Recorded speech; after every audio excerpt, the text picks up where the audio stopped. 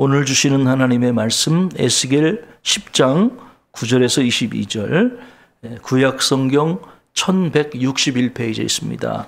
찾으신 줄로 알고 한 절씩 교독하고 마지막 절은 합독하겠습니다.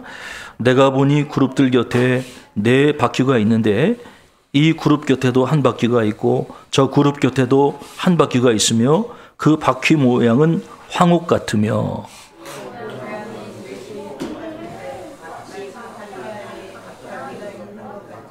그룹들이 나아갈 때에는 사방으로 몸을 돌리지 아니하고 나아가되 몸을 돌리지 아니하고 그 머리 향한 곳으로 나아가며,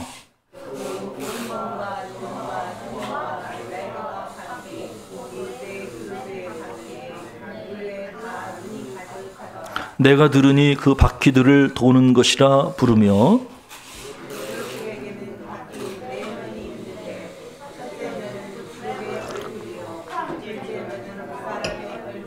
셋째는 사자의 얼굴이요 넷째는 독수리의 얼굴이더라. 그룹들이 올라가니 그들은 내가 그발 강가에서 보던 생물이라. 애굽들이 나아갈 때에는 바퀴도 그 곁에서 나아가고 그룹들이 날개를 들고 땅에서 올라가려 할 때에도 바퀴가 그 곁을 떠나지 아니하며, 그들이 서면 이들도 서고 그들이 올라가면 이들도 함께 올라가니 이는 생물의 영이 바퀴 가운데 있음이더라. 여호와의 영광이 성전 문지방을 떠나서 그룹들 위에 머무르니 그룹들이 날개를 들고 내 눈앞에 땅에서 올라가는데 그들이 나갈 때 바퀴도 그 곁에서 함께 하더라. 그들이 여호와의 전으로 들어가는 동문에 머물고 이스라엘 하나님의 영광이 그 위에 덮였더라. 그것은 내가 그발 강가에서 보던 이스라엘의 하나님 아래에 있던 생물이라. 그들이 그룹인 줄을 내가 아니라. 각기 내 얼굴과 네 날개가 있으며 날개 밑에는 사람의 손 형상이 있으니 그 얼굴의 형상은 내가 그발 강가에서 보던 얼굴이며 그 모양과 그 몸도 그러하며 각기 곧게 앞으로 가더라. 아멘. 에스겔서에는 회화적인 요소들이 많이 등장을 합니다. 하나님께서 에스겔에게 보여주신 것들이 있었어요. 오늘 본문 9절에 에스겔은 내가 보니라는 말로 시작을 합니다. 하나님이 뭔가를 그에게 보여주셨다는 거죠. 자, 하나님께서 에스겔에게 보여주신 것이 뭘까요? 하나님은 에스겔에게 그룹들을 보여주시고 그룹들 곁에 있는 네 바퀴 환상을 보여주셨어요. 총 4쌍의 그룹과 4쌍의 바퀴가 등장을 하죠. 여러분, 그룹이 뭡니까? 그룹. 이거는 케루빔이라고 하는데 하나님의 보좌를 지키는 천사들을 가리킵니다. 보통 우리가 알다시피 속죄소 위에 두 그룹이 서로 날개를 연하고 있거든요. 그러니까 우리가 천사라고 보시면 될 것 같아요. 또 이 천사는 하나님의 이동수단이 되기도 해요. 하나님이 천사를 타고 이동하시는 모습이 시편에 나오거든요. 시편 18편 10절에 하나님은 그룹을 타고 다니시는 분이다 이렇게 묘사되고 있어요. 그러니까 하나님이 이동하실 때 이렇게 그룹을 타고 이동하신다라고 성경도 기록이 되어 있죠. 바퀴는 황옥으로 만들어진 것처럼 보였고 바퀴 안에 또 바퀴가 있는 이중 구조로 되어 있었어요. 그래서 어디든지 머리가 이끄는 대로 바퀴는 굴러갈 수 있고 그리고 몸을 돌리지 않고 나아갈 수 있는 아주 유연한 그러한 구조라고 성경은 기록되어 있죠.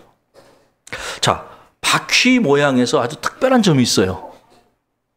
바퀴에 무수히 많은 눈이 있었다고 하는 거예요. 아마 그게 실제 눈인지 아니면 눈 모양의 어떤 장식인지는 모르겠지만 실제로 이 바퀴에는 수많은 눈이 있었어요. 그러니까 동그란 눈이 서로 이중 구조로 되어 있는데 그 바퀴마다 수많은 눈이 굴려 있으니까 생각해 보세요.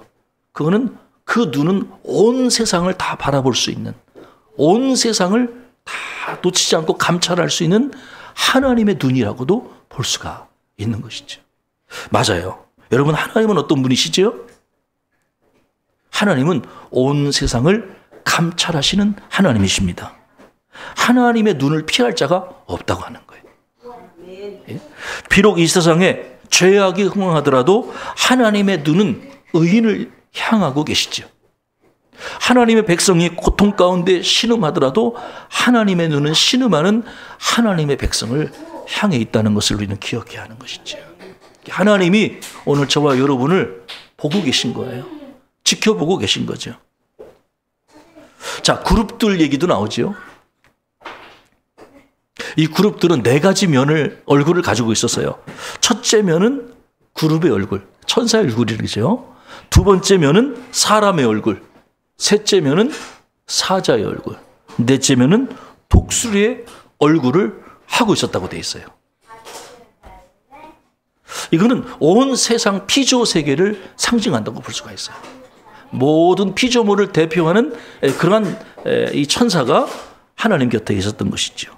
이 그룹들이 나아갈 때 바퀴도 뒤따라가고, 그룹들이 날개를 펴고 하늘로 올라갈 때 이 바퀴도 그룹들을 따라가고 있었다. 이거를 연동되어 있다. 서로 이렇게 긴밀하게 연결되어 있다. 그렇게 우리가 해석을 할 수가 있어요. 그러니까 그룹들과 바퀴는 따로 떨어진 존재가 아니라 서로 함께 가는 존재. 그것이 가능했던 이유가 있어요. 왜냐하면 그 바퀴 안에 이 생물의 영이 들어있었다라고 이야기하죠. 성경에 보면. 생물의 영. 아까 네 가지 생물들 봤잖아요. 이 그룹들. 이 생물의 영이 바퀴 안에도 존재해서 사실은 이 네 가지 생물이나 거기에 연결되어 있는 바퀴나 서로 다른 마음이 아니라 한 마음으로 하나님의 뜻에 따라 움직일 수 있는 그러한 모양이었다는 것을 우리는 기억할 필요가 있어요. 맞아요, 여러분. 이것들을 이끄시는 분은 성령이세요. 성령께서 천사들을 움직이시고 또 바퀴들을 움직이셔서 하나님의 뜻을 이루는 귀한 이동수단으로 하나님이 사용해 주셨다고 하는 것이죠. 자, 그렇다면 여러분, 그 그룹들 위에 좌정하시는 분은 누구십니까? 그분은 여호와 하나님이셨어요. 속죄소 위 두 그룹 사이에 하나님께서 임재하셨던 것처럼 여호와께서는 이 그룹들 위에 좌정하셨죠. 14개월 전에, 이번 환상을 본 14개월 전에 에스겔은 그발강가에서 하나님의 임재를 경험하거든요. 그때 에스겔이 그발강가에 있었잖아요. 그때 하늘이 열리고 하나님의 모습이 보여지게 되죠. 그런데 그때 봤던 그 에스겔이 봤던 그 환상은 오늘 본문과 굉장히 비슷해요. 거기 보면 네 생명 얼굴이 나오고 생물 곁에 네 바퀴 환상이 나오거든요. 그런데 그때 그발강가에서 1장에서 에스겔 1장에서 그 네 그룹들 위에 궁창이라는 것은 하늘을 가리켜요. 그러니까 천사들 위에 하늘 공간에 한 보좌가 있었다는 것을 발견하게 되죠. 그리고 그 보좌에 한 사람처럼 생기신 분들이 앉아 계셨다. 그분을 에스겔은 뭐라고 표현하냐면 여호와의 영광의 형상이라 이렇게 표현을 하거든요. 그러니까 하나님은 그 보좌에 앉아 계신 하나님을 본 거예요. 그리고 그분이 말씀하실 때 그 보좌 앞에 엎드려서 그분의 음성을 들었던 거죠. 그 보좌가 어디 있었냐면 바로 이 그룹들, 천사들 위에 하늘 공간, 그 궁창에 보좌가 나타났다고 하는 거예요.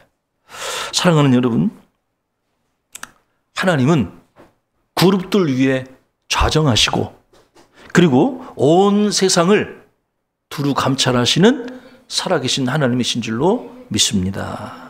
하나님은 한 곳에 머물러 계신 분이 아니에요. 성전 안에 갇혀 계신 하나님이 아니에요. 성전은 여호와의 발등상인 거예요, 여러분.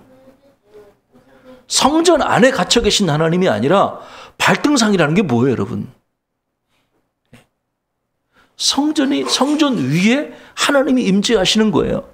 그 성전 안에만 계신 게 아니라 하나님은 자신의 기쁘신 뜻대로 어디든지 무소부재하신, 옮겨 다닐 수 있는, 그래서 온 천지가 여호와의 발등상 아래에 있는 거예요. 여러분, 하나님은 자유로우신 하나님이에요. 내 생각에 매여 있고 한 공간에 매여 있는 하나님이 아니라 하나님은 자유로우셔서 어디든지 그분의 기쁘신 뜻대로 이동하실 수 있고 뭔가를 행하실 수 있는 자유로우신 하나님이신 거예요. 그 특성을 잘 나타내는 것이 바로 오늘 네 바퀴 환상이라고 하는 거죠. 많은 분들이 그런 것 같아요. 하나님은 성전에 계시다고 하니까 교회 가야만 하나님 만나고 하나님은 교회당 안에 계신 하나님이라고만 생각하는 것 같아요. 물론 하나님은 교회당 안에도 이곳에 임재해 계십니다. 왜냐하면 두세 사람이 내 이름으로 모인 곳에 내가 그들 중에 함께 하시겠다고 주님이 약속해 주셨기 때문이에요. 그러나 여러분, 하나님은 이 장소에만 머물러 계신 하나님이 아니라고 하는 거예요. 하나님은 언제든지 이 장소 너머에 우리가 세상에, 그 넓은 세상에 어디에서나 하나님은 계시고 그곳에서 하나님을 만날 수 있고 예배할 수 있는 그러한 은혜가 있다는 것이죠. 그런데 오늘 우리가 본문을 읽으면서 하나님의 문제, 심각한 문제를 발견하게 되죠. 그건 뭐냐면 여호와의 성전에 머물러 계셔야 될 하나님이 성전을 떠나고 계시다고 하는 거예요. 하나님은 지금 성전을 떠나고 계세요. 3절에 보면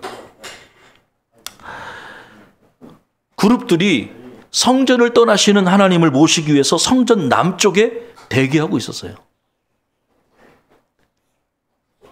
마치 대통령을 모시기 위해서 VIP 전용차가 시동을 걸고 대기하고 있는 것처럼 하나님을 모시기 위해서 그룹들이 성전 남쪽에 대기하고 있었다는 거예요. 그리고 그 지성소의 속죄소 위에 임재해 계셨던 하나님의 임재가 그룹들 위로 이렇게 올라가세요. 성경에 보면은. 그리고 그룹들 위에 올라 계신 하나님이 성전 문지방으로 이동하시죠. 여러분, 성전 문지방이 뭐냐면 성전 입구를 가리켜요. 그러니까 가장 거룩한 장소인 지성소에서 점점 하나님이 올라서 성전 입구로 이동하시고요. 그리고 성전 입구에 머물러 계신 하나님이 이제는 성전 동문으로 머물러 계시는 장면이 나오죠. 하나님이 지금 뭐하고 계신 거죠? 이동하고 계신 거예요. 하나님이 지금 성전을 떠나고 계신 거예요. 하나님의 임재가 머물러 계시고 우리의 기도가 하나님께 상달되고 하나님의 죄 용서가 선포되던 성전에 머물러 계시던 그 하나님이 성전을 떠나서 성전 입구로 그리고 성전 동문으로 하나님이 지금 성전을 떠나고 계신 하나님의 모습을 발견하고 있는 거예요. 여러분, 이 예언이 당시에 포로민들에게, 바벨론의 포로로 끌려가 있던 유대 포도민들에게 얼마나 큰 충격을 줬을까요? 그들은 생각했잖아요. 하나님은 예루살렘 성전에 계시다. 아직 성전이 존재했거든요. 예루살렘 성전이 멸망당하기 몇 년 전 사건이에요. 바벨론의 포로로 끌려왔던 유대 포로민들이 우리가 이제 하나님의 임재가 머물러 우리가 성전으로 돌아갈 것이다. 하나님이 살아계시니 우리를 성전으로 가서 하나님 예배하게 하실 거다라고 그런 기대와 소망을 가지고 있었단 말이죠. 그런데 하나님이 지금 성전을 거꾸로 떠나고 계시다는 예언을 그들이 들어야만 했을 때 그들이 얼마나 당혹스러웠을까요? 사실 유대 포로민들이 이제 가졌던 그 두 가지 질문이 있는데 그 중에 하나가 뭐냐면 하나님은 과연 지금 어디 계신가 하는 거예요. 바벨론 왕에 의해서 유다 왕 여호야긴이 폐위가 됐거든요. 그리고 그 뒤를 이어서 시드기야가 유다의 마지막 왕으로 등극을 합니다. 바벨론의 포로로 끌려갔던 여호야긴만 포로로 끌려간 게 아니라 약 10,000명이나 되는 유대의 고관들, 지도자들, 젊은이들, 기술자들이 함께 바벨론의 포로로 끌려갔어요. 그리고 포로로 끌려간 지 벌써 5년이 됐어요. 그때 나이가 에스겔의 나이가 30세였죠. 한참 주를 위해 이제 제사장으로서 본격적으로 사역을 시작할 나이에 유대 포로민들이 바벨론의 포로로 끌려간 거예요. 시간이 지나지만 포로민들이 고국 예루살렘 성으로 돌아갈 기미가 보이질 않는 거죠. 더군다나 오늘 본문은요, 에스겔이 그발 강가에서 첫 번째 환상을 본 지 14개월이 지난 후거든요. 그 사이에 에스겔은 왼쪽으로 누워서 오른쪽으로 누워서 하나님의 뜻을 심판을 예언하고 있었어요. 그리고 14개월이 지난 거예요. 1년이 지난 거죠. 유다 포로민 중에서 장로 몇 사람이 에스겔을 찾아왔습니다. 그리고 아마 그 성경에 나오지 않지만 그 장로 몇 사람은 아마 이렇게 물었을 것 같아요. 과연 하나님이 우리를 회복시킬 때가 언제입니까? 우리가 과연 언제 바벨론 포로 생활을 마치고 이제 고국인 예루살렘에 가서 하나님 성전에서 하나님을 예배할 수 있겠습니까? 라고 포로 회복의 때를 아마 물었을 가능성이 굉장히 높죠. 그때 하나님이 에스겔을 통해서 아주 심각한 예언을 하신 거죠. 하나님이 지금 성전을 떠나고 있다는 거예요. 헛된 기대하지 마라. 너희들이 기대하는 그런 일은 일어나지 않을 것이다. 너희들이 포로 생활을 마치고 성전으로 들어와서 나를 예배한다고 하지만 나는 정작 성전을 떠날 채비를 하고 있다. 성전을 떠나시는 하나님에 대한 예언을 하고 계신 거예요. 얼마나 충격이었을까요? 성전에 머물러 계셔야 될 하나님이 성전을 버리고 떠난다면 여러분 거꾸로 어떻게 포로민들이 성전으로 귀환할 수가 있겠어요? 하나님 지금 어디 계신 거예요? 우리가 멸시당하는 이방 나라 사람들에게 얼마나 더 큰 멸시를 당해야 합니까? 얼마나 더 견뎌야 되죠? 우리가 겪고 있는 고통을 얼마나 더 오래 참아야 합니까? 아마 이러한 고통스러운 질문을 유대 포로민들이 가지고 있었을 거라는 거죠. 여러분, 무엇이 문제일까요? 한번 생각해 봅시다. 왜 하나님이, 성전의 주인이신 하나님이 성전을 떠나시려고 하는 것일까요? 이유가 있지 않겠어요? 유대 장로들이 에스겔을 찾아왔을 때 하나님의 영이 에스겔에게 임합니다. 그때 에스겔은 불같은 형상을 봤어요. 그 형상은 하나님의 형상이었어요. 그리고 주의 영이 환상 가운데 에스겔을 예루살렘으로 이렇게 끌고 갔어요. 거기서 에스겔은 참 보지 말아야 될 여러 가지 것들을 보게 됩니다. 성전에 지금 예루살렘 성전의 상황을 보게 하셔요, 하나님이. 지금 예루살렘 성전에서 어떤 일이 벌어지고 있는지를 하나님이 에스겔의 환상 가운데 보여주시는 거죠.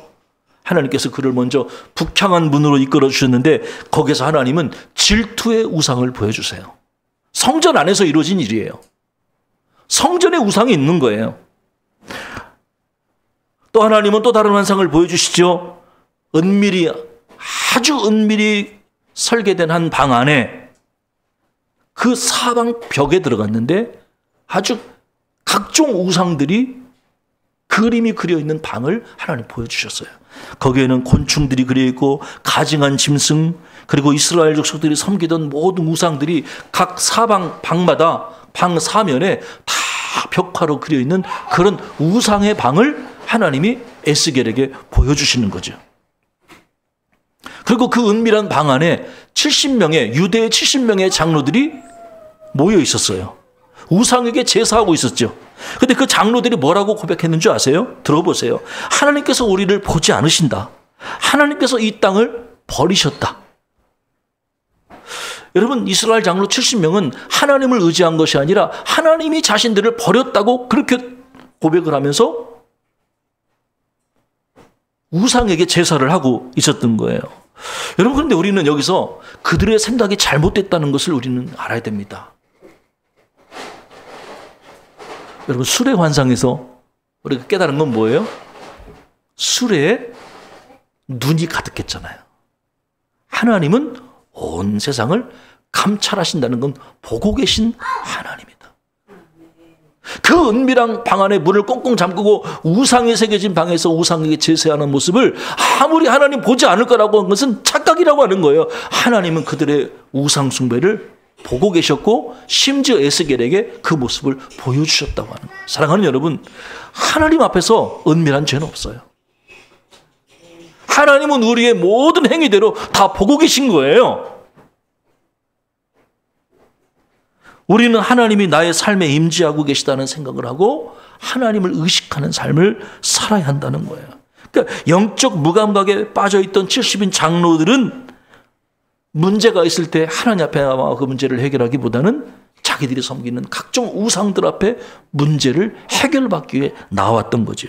하나님의 에스겔에게 성전 안에는 또 다른 방을 보여주시죠. 그 방에는 이 북문에서 애곡하는 여인들의 모습을 보여주셨어요. 그 여인들이요, 여호와를 위해 애곡하는 게 아니라 담무스가 뭐죠? 바벨론 신. 바벨론 신이었던 담무스를 위해 애곡하는 여인들의 모습을 하나님은 또 보여주세요. 이게 성전 안에 있었던 사건이에요. 그리고 하나님은 에스겔을 성전 안뜰로 또 데려가 주시죠. 그 안에서 어떤 일이 벌어졌죠? 25명의 사람들이, 성전 현관과 제단 사이에서 25명의 사람들이 성전을 등지고 동쪽을 향해서 태양신에게 절하고 있는, 제사하고 있는 모습을 보여주세요. 여러분, 하나님의 성전에서 하나님의 이름이 높여지는 게 아니라 당시 예루살렘의 성전에는 각종 우상들, 각종 불신앙들이 이렇게 저질러지고 있었다고 하는 거예요. 하나님은 그들의 영적 현실을 고스란히 에스겔에게 보여주세요. 환상 가운데. 그러니 여러분, 하나님 앞에서 성전에서 가증한 일이 행해지고 있는 이런 시대에 하나님이 성전에 머물러 있어야 될 이유가 없었던 거죠. 우상에게 절하고 사회적으로는 이웃에게 폭력을 행사하는 이런 부도덕이 저질러졌다는 거죠. 그러니까 종교적 타락과 사회적 타락이 함께 어우러져서 악행이 저질러지고 있던 시대에 하나님은 환멸을 느끼시고 그들을 심판하실 수밖에 없었다고 하는 거예요. 과연 여러분, 유다 포로민의 잘못된 생각이 뭡니까? 하나님이 성전에 머물러 계시다라고 하는 생각에 붙들려서 성전에만 집착하고 하나님의 뜻을 깨닫지는 못하는 거예요. 여러분, 성전이 중요합니까? 성전보다 크신 하나님이 중요합니까? 하나님이 중요하잖아요. 하나님이 계시니까 성전도 필요한 거잖아요. 성전은 목적이 아니라 수단인 거예요. 우리 신앙의 목적은 성전이 아니라 하나님인 거예요. 조직이 아니에요. 건물이 아니에요. 재정도 아니에요. 전통도 아니에요. 우리는 지금 하나님을 예배하기 위해서 이곳에 온 것입니다. 그런데 하나님은 온데간데 없고 하나님 외에 그 다른 것들, 건물, 재정, 전통, 인본주의적인 생각들, 이런 것들이 하나님 자리를 차지하고 있다면 그게 우상이 되는 거예요, 여러분. 우리 하늘사랑교회가 어떤 교회가 되어야 되겠습니까? 하나님만을 예배하는 교회가 되어야 되지 않겠습니까? 하나님이 보시기에 흡족한 교회가 되어야 되지 않겠습니까? 교회 안에 우상으로 가득해서, 그래서 하나님이 예루살렘을 심판하실 때 성전 앞마당부터 심판하신다, 그렇게 말씀하실 수밖에 없었던 거예요. 그래서 성전이 너무나 부패해 있었기 때문에 당시에. 하나님은 성전에 계시지만 언제든지 하나님은 성전을 떠나실 수 있는 자유로우신 하나님이라는 사실을 우리는 인정해야 한다고 하는 거예요. 여호와께서 예루살렘의 성전에 계시기 때문에 우리는 어떤 일을 저질러도 안전할 거라는 그 믿음은 근거 없는 믿음이고 착각일 수 있다는 거예요, 여러분. 성전이 우리를 보호하는 게 아니라, 교회가 우리를 보호하는 게 아니라 하나님이 우리를 보호하시는 거예요. 더군다나 예루살렘이 파괴된 일을 우리가 역사적으로 보면서 그들이 고민은 그런 거잖아요. 어떻게 하나님이 바벨론 신에게 질 수 있는가? 그러니까 고대 전쟁은 신들의 전쟁이었어요. 그들의 개념으로 보면. 이스라엘과 바벨론이 맞서서 싸울 때 이스라엘이 지고 바벨론이 이긴 것은 이스라엘이 진 것이 아니라 이스라엘의 신 여호와가 지고 바벨론의 신이 이겼다는 개념인 거예요. 그러나 여러분, 하나님이 능력이 없어서 바벨론 신에게 진 것이 아니라는 거죠. 무슨 말이에요? 예루살렘 성전과 성읍이 처참하게 무너졌던 이유는 하나님의 능력이 부족해서가 결코 아니라 하나님이 우상 숭배하던 그들을 떠나셨기 때문이라는 거예요. 죄로 물든 예루살렘을 하나님이 떠나셨기 때문에 예루살렘이 진 거예요. 하나님이 함께 하시지 않으면 어떤 전쟁에서도 승리할 수가 없는 거예요. 성전만 있다고, 성전의 기물만, 언약궤만 있다고 전쟁에서 승리하는 게 아니라는 거예요, 여러분.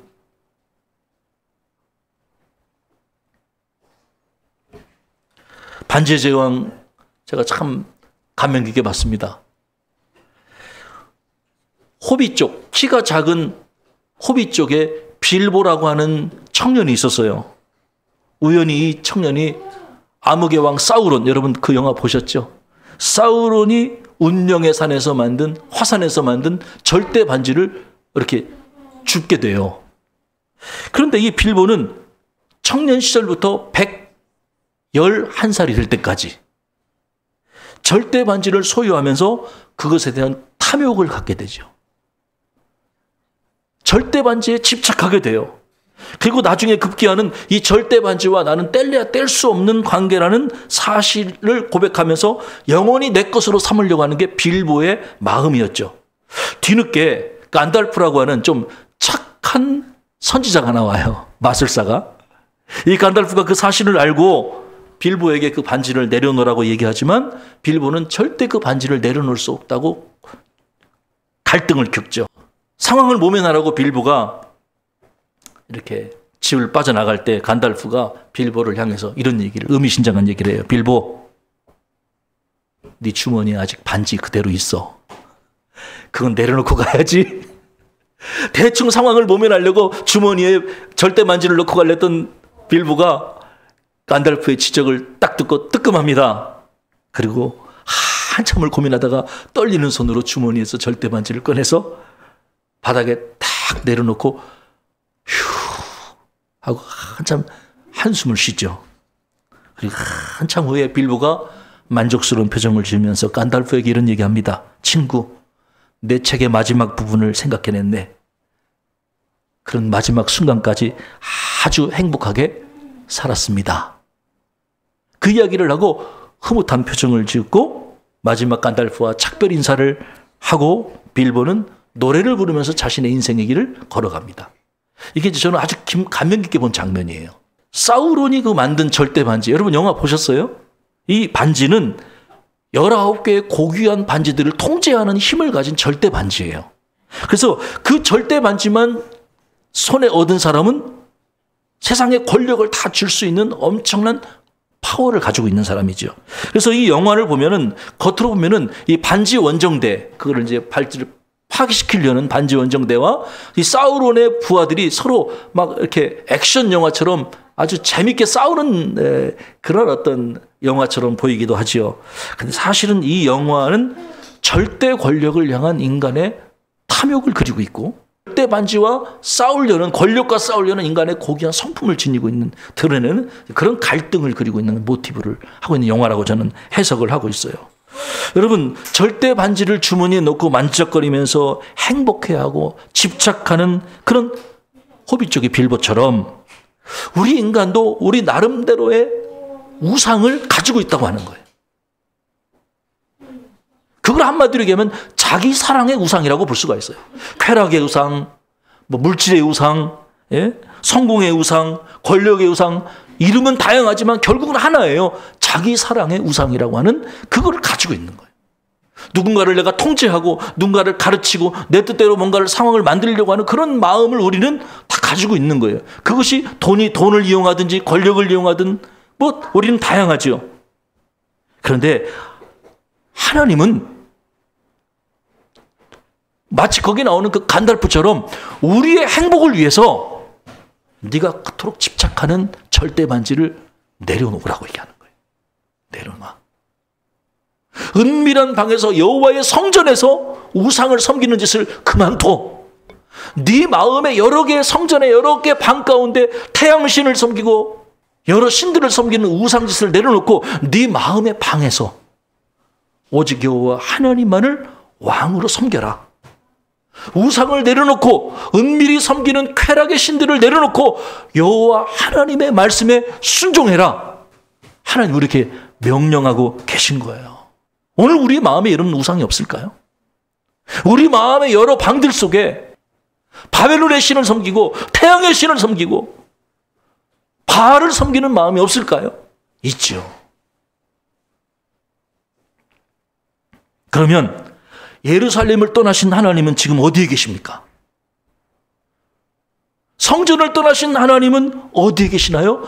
하나님은 고난당하고 있는 하나님의 백성과 함께하고 계세요. 하나님의 임재가 맨 처음 에스겔에게 어디서 임했죠?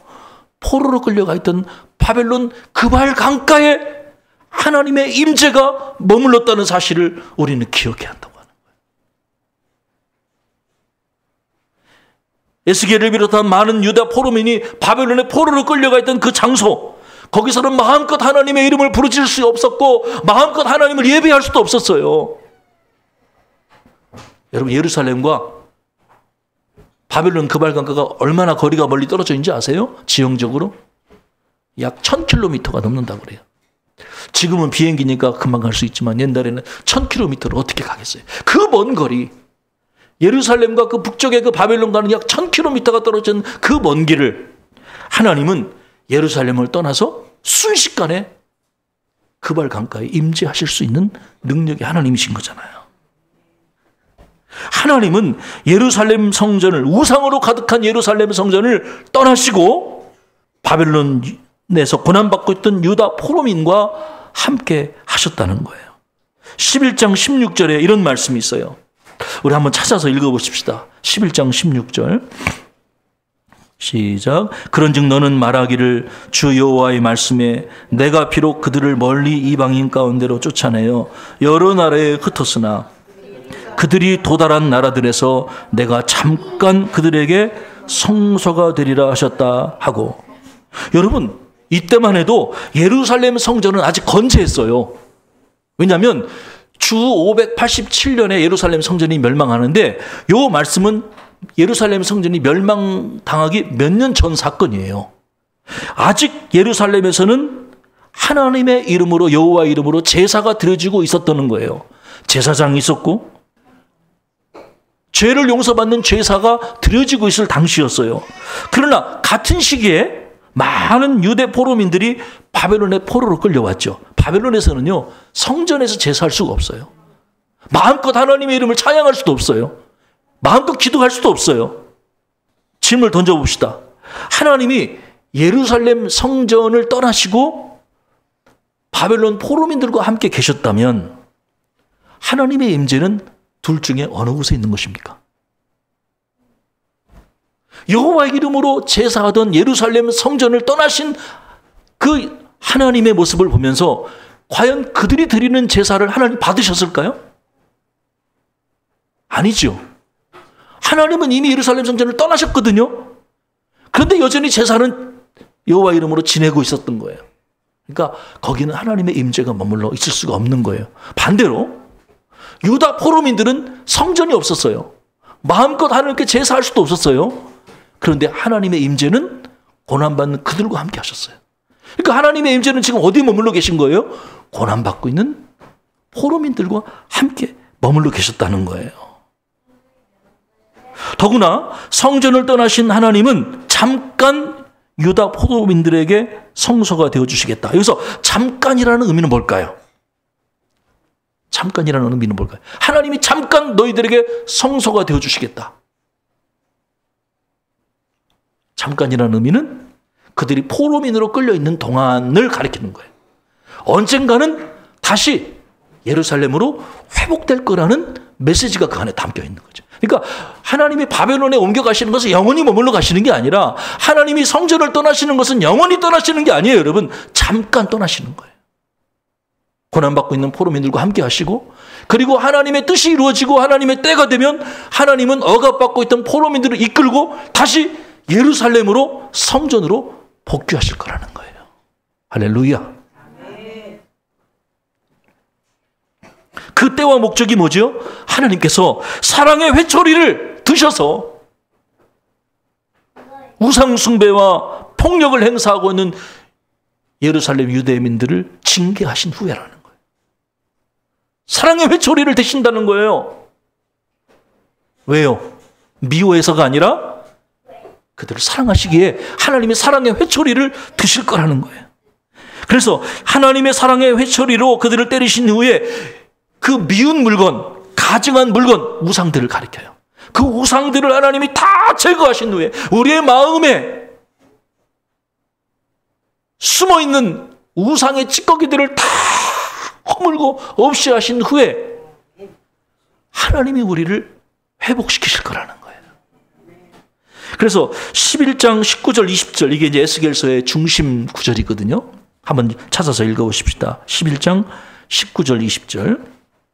에스겔서 전체 핵심 구절입니다. 같이 읽어보십시다. 내가 그들에게 한 마음을 주고 그 속에 새 영을 주며 그 몸에서 돌 같은 마음을 제거하고 살처럼 부드러운 마음을 주어 내 율례를 따르며 내 규례를 지켜 행하게 하리니 그들은 내 백성이 되고 나는 그들의 하나님이 되리라. 아멘. 하나님이 우상을 징계하시고 회초리로 때리신 이후에 하나님께서 그들을 회복시키실 때 그들에게 새 영을, 부드러운 마음을 주시겠다는 거예요. 우리의 심령을, 우리의 마음에 정결케 하셔서 이제 하나님을 기쁜 마음으로 섬기게 해주실 거라는 거예요. 너무 감사한 것은 그들이 성령을 받은 이후로는 하나님의 말씀을 지켜 행하게 될 것이라는 거예요. 누가 이렇게 하겠냐는 거예요. 내가 하나님이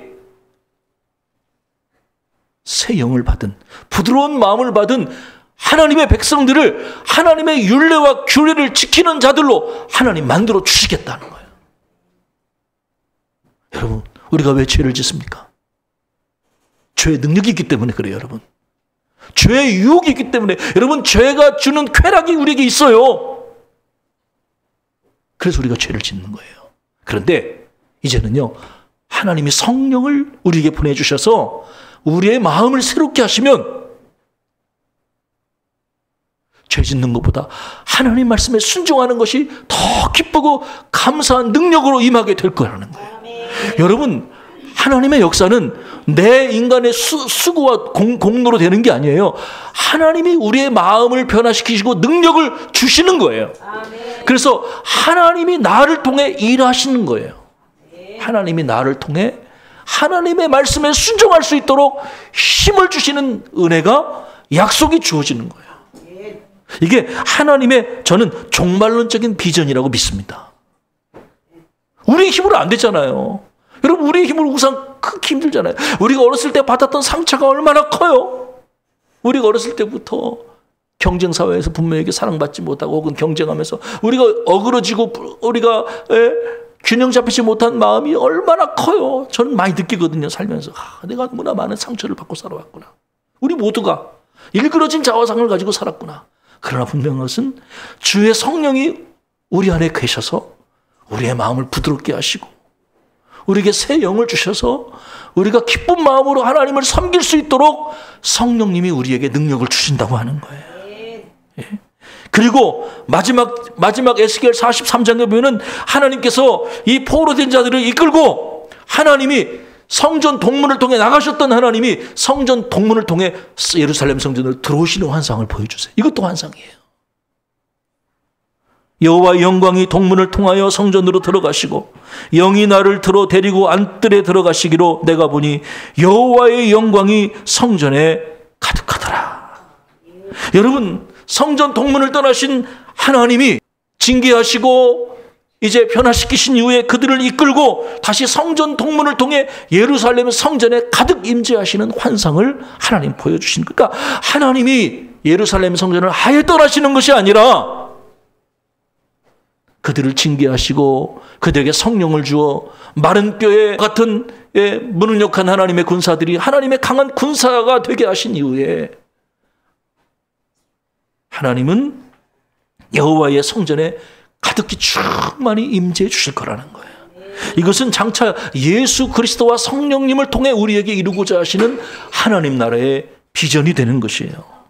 사랑하는 여러분, 그렇다면 우리가 어떻게 살아야 하겠습니까? 하나님이 우리를 향한 이 원대한 계획을 우리가 깨달았다면 우리는 어떻게 살아야 되겠습니까? 첫째로 우리는 하나님보다 제도나 습관과 같은 신앙의 형식의 마음을 빼앗기지 않도록 주의해야 된다고 하는 거예요. 하나님이 성전에 계시다고 하는 생각에만 붙들려서 하나님을 놓치고 살지 않았는지, 내가 교회를 다니고 주일 성수를 하고 11조 생활을 하고 교회 나오니까 하나님이 나에게 만사 형통케 하실 거라는 막연한 기대감을 가지고 살지 않았는지 우리 자신들을 늘 경계해야 한다는 거예요. 하나님은 성전에 계시지만 성전에 매여 계신 하나님이 아니라 온 천하에 계신 자유로우신 하나님이라는 사실을 우리는 기억해야 된다고 하는 거예요. 둘째로, 우리는 고난의 현장에서도 우리와 함께 계시는 하나님을 기억해야 된다고 하는 거예요. 예루살렘 성전을 떠나신 하나님은 영원히 성전을 떠나시는 게 아니라 잠깐 동안 성전을 떠나셔서 고난받고 있는, 마음껏 하나님을 예배할 수 없는 하나님의 백성들과 함께 하셨다는 사실을 기억하시고 고난의 현장에서도 위로와 소망을 얻으시기를 바랍니다.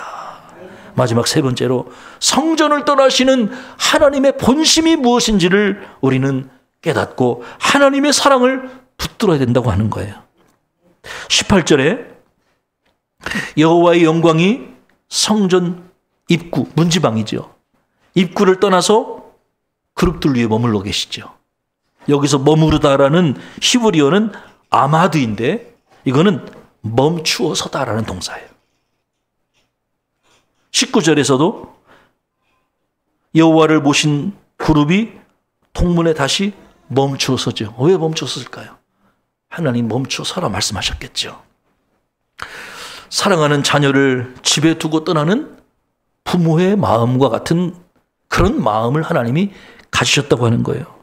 여러분, 하나님이요, 우리를 징계하시지만 기쁜 마음으로 징계하시는 게 아니라는 거예요. 하나님이 우리를 채찍질하시지만 통쾌하게 보시고 아주 기쁜 마음으로 우리를 채찍질하시는 게 아니라고 하는 거예요. 하나님은 우리를 사랑하시기에 징계하시고 떠나셔야 하지만 머뭇거리시는 거예요. 예루살렘 성전을 떠나기 전에 머뭇거리시는 하나님의 모습은 그분의 본심이 무엇인지를 우리에게 잘 드러내고 있는 거예요. 하나님이요, 저 여러분을 사랑하세요. 사랑하시기 때문에 채찍질하시고 사랑하시기 때문에 머뭇거리셔요. 우리를 징계하시기 위해서 성전을 떠나셔야 하지만 뒤도 돌아보지 않고 떠나시는 분이 아니라 머뭇거리면서 우리를 돌아보시고 우리를 긍휼히 여기시는 하나님의 마음을 우리는 품어야 하는 거죠. 그래서 우리는 이러한 하나님의 사랑을 기억하고 붙들어야 되는 것입니다. 100년을 살아보니라고 하는 책을 우리에게 잘 알려진 연세대 철학가 김형석 교수가 계시죠. 그분이 홀로 젊었은 시절에 성지 이스라엘 성지 순례를 갔다고 합니다. 성지가 되어야 될 그 이스라엘 성지의 땅이 온통 돈벌이와 미신적인 유물로 가득한 것을 목격하게 됐다고 그래요. 그리스도의 고향을 장사꾼들의 소굴로 만들어버린 것을 알게 된 것이죠. 김영석 교수가 방문했던 곳은 히랍 정교회가 관할하고 있는 지역이었다고 그래요. 신부들이 교회를 운영하는 능력이 없어서 또 교인도 없어서 결국에는 건물을 유지하고 자기 생계를 벌기 위해서 관광 수입으로 생계를 유지하고 있는 모습을 김영석 교수가 보고 너무나 안타깝게 여겼다고 하는 거예요. 그 안에 정말 하나님의 말씀이 있거나 하나님을 향한 뜨거운 열정이 있는 게 아니라 관광 상품, 물건 팔고 통행료 받고 그것으로 건물을 보수하고 유지하는 그 모습을 보고 안타까움을 느낀 거죠. 모두가 앞을 다투어 돈벌이가 되는 일이라면 건물에 투자하고 물상에 투자하면서 신앙의 의미를 변질시키는 모습을 발견한 겁니다. 심지어 예수가 승천할 때 가장 마지막으로 밟았던 발자국 자리까지 지정해 놓고 사람들에게 통행료를 받고 있었죠. 김영석 교수가 갈릴리 해변가의 한 호텔에서 묵고 있으면서 조용한 시간에 바닷가 잔디밭에 앉아서 기도했다고 그래요. 주님, 어렸을 때부터 여기 주님의 삶의 흔적이 남아있는 성지를 방문하고 싶은 간절한 마음을 가지고 이제 그 뜻이 허락되어 성경에 전해오는 여러 곳을 찾아봤습니다. 그러나 주님의 뜻은 남은 바 없고 모든 것이 우상화되고 성직자처럼 자처하는 사람들은 돈벌이에 급급하고 있습니다. 누가 이 지역을 주님의 뜻을 기리는 거룩한 곳으로 믿겠습니까? 아픈 마음을 달랠 길이 없습니다. 그는 기도했다고 그래요. 그때 기도 가운데 그가 조용한 깨달음을 얻게 됐다고 그래요. 너는 왜 여기서 나를 찾고 있느냐? 나는 지금 여기에 있지 않고 한국의 가난한 형제들과 더불어 함께하고 있다. 삶의 길을 찾지 못하고 있는 젊은이들, 병원에서 치료받지 못하고 있는 병든 사람들, 가난과 굶주림에 허덕이는 버림받은 사람들, 너희들의 사랑과 봉사를 애타게 기다리고 있는 사람과 나는 더불어 함께 있단다. 더 많은 시간을 지체하지 말고 나와 더불어 일할 수 있는 한국으로 돌아가라. 그때 김영숙 교사가 마음의 감동을 받고 마음을 접고 고국으로 돌아와서 고국의 젊은이들을 위해 헌신하게 됐다고 하는 것이죠. 사랑하는 여러분, 여러분 오늘 설교 말씀을 듣고 여러분이 찾아가야 될 사람이 누구입니까? 지금 여러분의 도움을 간절히 필요로 하는 이웃은 누구입니까? 하나님은 고난받는 백성과 함께 하십니다. 저도 여러분도 고난받는 하나님의 백성들과 함께 해야 합니다. 그곳에서 우리는 하나님의 임재를 경험하게 될 것입니다. 저는 여러분이 한 주간 하나님의 사랑을 붙들고 찾아가야 될 이웃이 누구인지를 생각하고 그들에게 하나님의 사랑을 전할 수 있는 귀한 삶을 실천할 수 있기를 주의 이름으로 권면합니다. 기도하겠습니다. 하나님, 오늘 우리 귀한 말씀을 통해서 우리에게 말씀하시고 깨닫게 해주신 하나님의 은혜 감사합니다. 성전을 떠나 고난받고 있는 하나님의 백성과 함께 하셨던 하나님, 우리가 고난받고 있는 이웃과 함께하며 자유로우신 하나님을 증언하는 저희들이 될 수 있도록 도와주옵소서. 하나님, 공간에 매여 계신 하나님이 아니라 언제든지 우리와 함께 계시는 하나님의 은혜를 저희들이 기억하고 성령 안에서 주의 뜻을 순종하는 저희들이 되게 하옵소서. 예수 그리스도의 이름으로 간절히 기도하옵나이다. 아멘.